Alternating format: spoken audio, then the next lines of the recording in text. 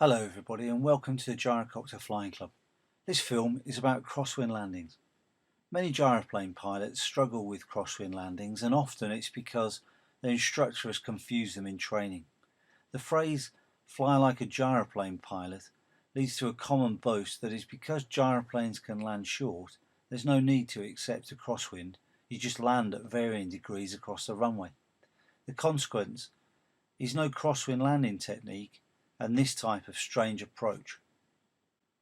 That attitude is reinforced by many operating from quiet farm strips without the need to pay attention to other circuit traffic, airfield procedures, taxiing or parked aircraft, runway lighting and markings that are commonplace around the runway threshold.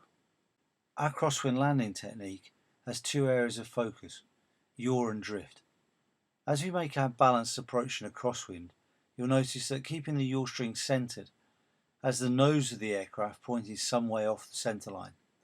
We cannot land like this because as we touch down, the main wheels would be at an angle to the direction of travel when we dig in and roll the aircraft. Therefore, we must point the nose down the centre line before we can touch down. We will do that with our rudder pedals. However, because we are in a crosswind, as we correct the yaw for landing, we will start to drift in the direction the wind is blowing. So we must also have a little interwind stick to stop this drift. The consequence of drift are the same as inaccurate yaw. The wheels will not be aligned with the direction of travel, and you'll either dig into the runway as you touch down and roll, or run off the side of the runway, or both. Let's look at the same landing again and build our awareness. The initial part of the approach is as any other: stabilise, trim, and look out.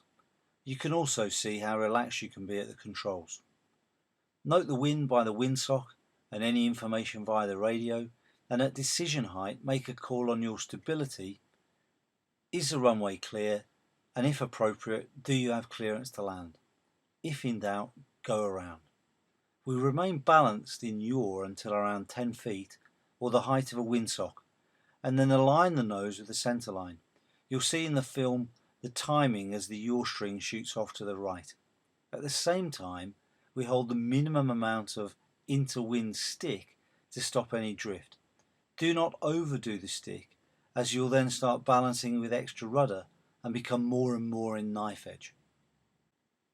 You'll find it easier if you lead with yaw, i.e. put the nose on the centre line first and then control the drift with interwind stick.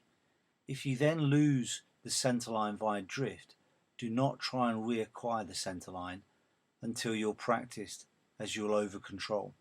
You'll find it easier in these circumstances just to parallel the centre line. In this landing I put the nose on the centre line early or high so you can see the angle of bank required to stop the drift, just so you become aware of what it can be normal. The stick movement is subtle because of the huge control authority. Hold the control inputs and land as normal with round out, float and touchdown, remembering in a strong crosswind you may initially only touch down on one wheel. It's important to keep focused until you've placed both wheels on the tarmac and then revert to your normal technique. Of course, remember where that wind was and your rotor management skills during any taxi back to parking.